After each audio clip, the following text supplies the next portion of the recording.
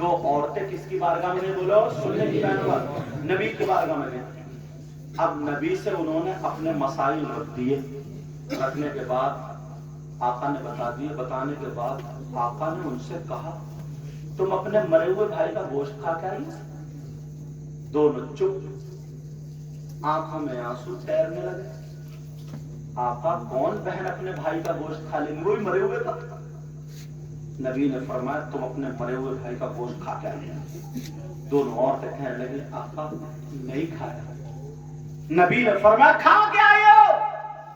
کہنے لگی آقا قسم ہے رب ذوالجلال کی، آج مرے ہوئے بھائی کا گوشت الگ رہا، ہم نے حلال گوشت بھی نہیں کھایا آج۔ میرے نبی بولے کھڑی ہو، دونوں کھڑی ہوئی، کہا جاؤ ادھر حلق میں انگلی ڈال کے قے کرو۔ جب حلق میں انگلی ڈال کے قے کی ہے، اللہ پلٹی کے ساتھ الٹی کے ساتھ گوشت کی بوٹیاں نکل رہی تھی، گوشت کے لوتھڑے نکل رہے تھے۔ کتاب میں لکھا، پوچھو مفتی صاحب سے، گوشت کے لوتھڑے نکل رہے تھے، گوشت کی بوٹیاں نکل رہی تھی، دونوں کی چیخیں نکل گئی، آنکھوں میں آنسو آ گئے۔ کہنے لگی آقا یقین مانو ہمارے ماں باپ آپ کو قربان، ہماری اولاد آپ کو قربان۔ آقا ہم نے نہیں کھایا گوشت، مگر یہ آیا کہاں سے؟ تو نبی نے فرمایا مجھے معلوم ہے تم جس گوشت کو سمجھ رہی ہو وہ تم نے نہیں کھایا، مگر تم گھر سے چلی تھی تو برائی کرتی ہوئی چلی تھی، چغلی کرتی ہوئی چلی تھی، غیبت کرتی ہوئی چلی تھی۔ غیبت کرنا، چغلی کرنا، برائی کرنا ایسا ہے جیسے مرے ہوئے بھائی کا گوشت۔ آج کے بعد کوئی بہن غیبت کرے گی، کوئی چغلی کرے گی؟ نہیں میری بہن مت کرنا۔ اللہ ہمیں اپنے آپ کو سدھارنا ہوگا، ہمیں اپنے آپ کو سنبھالنا ہوگا۔ یہ ماؤں کی ذمہ داری ہے اپنی بچیوں کو دین اور اسلام سے جوڑے۔ بہت اچھا ماحول بنایا مدرسے کا، اگر مدرسے میں چلی جائے گی نا تو غلط سہیلیوں سے بچ جائے گی، موبائل سے بچ جائے گی، وہاں اس کی سہیلی ملیں گی تو وہ بھی قرآن پڑھنے والی، حدیث پڑھنے والی، ماں ملے گی تو وہ بھی عالمہ ملے گی، بہن ملے گی وہ بھی فاضلہ ملے گی، سامنے دیکھے گی تو قرآن ایک دن رنگ چڑھے گا، دوسرے دن نہیں چڑھے گا، تیسرے دن نہیں چڑھے گا، ایک آدھ ہفتے میں تو رنگ چڑھے گا ہی چڑھے گا۔ بولو چڑھے گا نہیں چڑھے گا؟ تو تمہیں یہ سبق دے کے جا رہا ہوں، اگر سدھارنا ہے تو موبائل سے بچوں کو دور کرنا پڑے گا اور دین اور اسلام سے جوڑنا پڑے گا۔ کیا کرنا پڑے گا؟ بولو دین اور اسلام سے جوڑنا پڑے گا، ورنہ ہمارے حالات کیا ہوتے بتاؤں گا۔ یہ دیکھیے ہماری سوچ کتنی بری ہے، نیتیں اتنی خراب ہے حضرت، اتنی خراب ہے، بتا دوں کھول دوں پول تمہاری۔ اگر شادی میں 2 کلو چھوارے نا اچھے نمازی ہو، داڑھی والے ہو، صحیح آدمی سمجھ کے اسے 2 کلو چھوارے بانٹنے کو دے دیے جائیں تو معلوم ہے وہ کیا کرتا؟ نکالے لو بچوں اور ایک اس سے یہ پوچھو جب تو 2 کلو چھواروں میں انصاف نہیں کر سکتا تو اللہ تجھے بادشاہ کیسے بنائے گا؟ جب 2 کلو چھوارے کوئی اپنا آیا ہری مٹی اور دوسرے چلو ہٹو چلو ہٹو، یہ تو انصاف کر رہا ہے، یہ تو انصاف کر رہا ہے۔ ارے تیرے لیے تو سب بانٹنے کے لیے تجھے 2 کلو کا بادشاہ بنایا، تو نے اپنے سلطان ہونے کا حق ادا نہیں کیا۔ نیت اتنی خراب ہے۔ ابھی ادھر بریلی سے آگے جب پروگرام میں جائے فرید نگر روڈ پہ مسجد ہے، عصر کی نماز پڑھی، لڑکوں نے پہچان لیا کہ یہ وہی حضرت ہے میرے بارے میں، سب نوجوان چپٹ گئے، کوئی ہاتھ چوم رہا کوئی کچھ، تو میں نے کہا یار بہت بڑھیا نوجوان، بولے حضرت ہم آپ کی تقریر بہت سنتے ہیں۔ اتنے میں گنے کی ٹرالی آ گئی، سب مجھے چھوڑ کے گنے کھینچنے پہنچ گئے۔ میں کہتا یہ تمہارے ابا کی ٹرالی؟ بولے نہیں دادا کی نہیں۔ میں نے کہا ایک گنے کی پوئی ہوتی ہے نا، پوئی بولتے پتیلا، ایک گنے کا ٹکڑا ساری نیکی لے جائے گا تمہاری۔ تم نے اجازت دی ہے کسی کے مال پہ بھی ڈٹ پڑو گے تم؟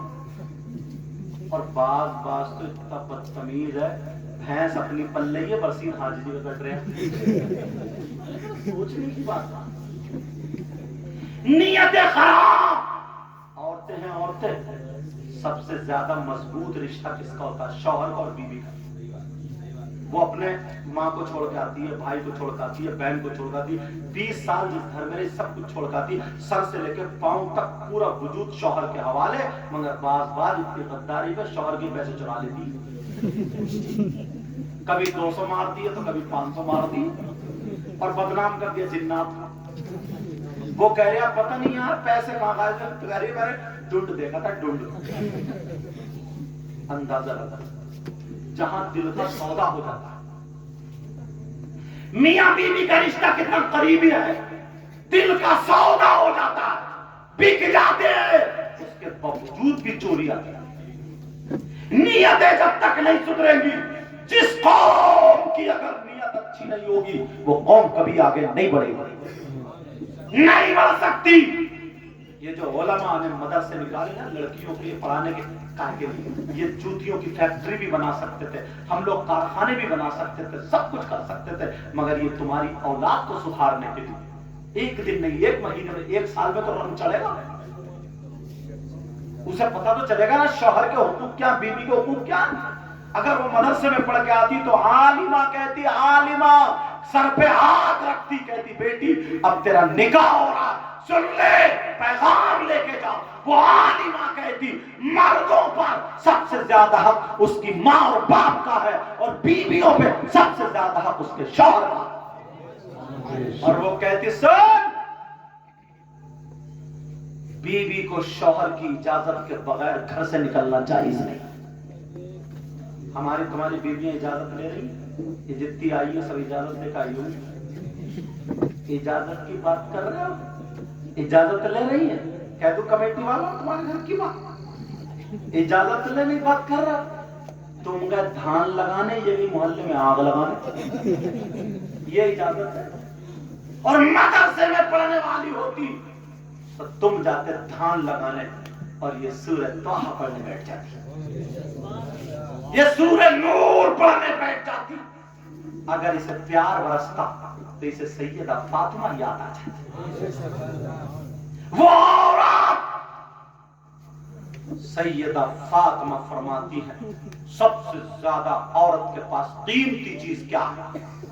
پوچھو، سونا نہیں، چاندی نہیں، ہیرے جواہرات نہیں، روپیے پیسے نہیں۔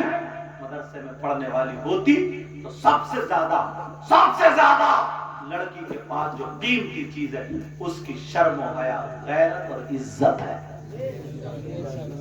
اور آج کسی نے موبائل میں ریچارج کرا دی، عزت بھی ختم، شرم و حیا بھی ختم، غیرت بھی ختم۔ شادی میں ماموں بھی ہے، خالو بھی ہے، چچا بھی ہے، تاؤ بھی ہے، دوپٹہ پھینک کے زینے پہ کھڑے ہو کے سیلفی لے رہی ہے، سیلفی۔ مدرسے میں پڑھنے والی اس کی باجی، اس کی عالمہ کوٹ کوٹ کے بھر دیتی، کہا بیٹی عورت کے پاس سب سے زیادہ قیمتی چیز معلوم ہے کیا؟ اس کی عزت، شرم و حیا، غیرت۔ تو وہ مر جاتی، مگر کسی ویڈیو والے کو جو کاندھے رکھ کے شادیوں میں فوٹو کھنچواتی اپنا جسم نہیں دکھاتی، مر جاتی مگر شریعت کے خلاف قدم نہیں اٹھاتی۔ سونا بناؤ اپنی بچیوں کو، میں نے بتایا انہی کی وجہ سے جنت ہے، اور انہی کی وجہ سے جنت کا راستہ رکا ہوا، اختیار تمہیں ہے۔ لیکن حالات ختم ہو گئے، پتہ ہی نہیں معاملہ کیا۔ ماں ہے ماں، نبی نے فرمایا اطلب العلم من المہد الی اللحد، علم حاصل کرو ماں کی گود سے گور تک۔ سب سے پہلا مدرسہ کیا بولو؟ سب سے پہلا مدرسہ کیا؟ ماں کی گود۔ سب سے پہلا مدرسہ کیا بولو؟ اور جب مدرسہ ہی بگڑا ہوا ہو تو شادی میں جائے گی 3 بیٹیوں کے ساتھ، سنگار میز پہ جس پہ شیشہ ہوا ہوتا ہے، گھوم گھوم کے میک اپ کرتی ہے۔ لیکن سنو، پہلے کی مائیں کی یاد، انہوں نے پرورش کر کے دکھاتی، بغیر وضو بچے کو دودھ نہیں پلایا، پیٹ میں بچہ ہے قرآن پاک کی تلاوت کر رہی، برتن مانج رہی ہے تو قرآن پاک کی تلاوت، کپڑے دھو رہی ہے تو قرآن پاک کی تلاوت، اور اب تو بغیر وضو سب دودھ نہیں پلا، چھتر گھڑوں کو دودھ پلا رہے، آدھا گاؤں دیکھ لیا۔ اور اب تو اماں آئی آدھی، اماں آدھی، یہ جو اب کی ماں ہے ادھی ادھی، آدھی کہاں ہے پوچھو، بتاؤں کہاں ہے؟ آدھی ہے تکیے کے نیچے۔ کمیٹی والے سوچ رہے ہوں گے بڑے بڑے پھنسے، سو رہے ہو گیا حضرات؟ منہ پر کو اٹھاؤ، آدھی اماں آدھی، آدھی گورو تکیے کے نیچے۔ آپ کہیں گے کیسے؟ ماں کا کام ہے پالنا پوسنا، بچوں کو چھپانا، بچوں کو چھپانا، ان کی پرورش کرنا۔ پہلے کی نہ اتنے ڈاکٹر تھے، نہ اتنے حکیم تھے، نہ اتنا کچھ تھا، کچھ بھی نہیں تھا۔ مائیں دھوپ میں لٹا کے تیل کی مالش کر کر کے بچوں کو پہلوان بناتی تھی، ساری چیزیں بچوں کے لیے، دودھ پلاتی تھی، 8 10 بچے ہوتے تھے۔ اور اب بس 1 سال کا بچہ یا بچی ہے، رات کو پھونک لگی وہ رونے لگا یا رونے لگی تو یہ پڑی ہے کولر میں، ایک تو آواز بڑی مشکل سے اگر اٹھ بھی گئی، نیند خراب ہو گئی نا تو باورچی خانے میں دودھ لینے نہیں جاتی ہے، نکالا تکیے کے نیچے اس کے موبائل اور لگائے موٹو پتلو اور رکھ دیا، لگے باپ کی دودھ پی کے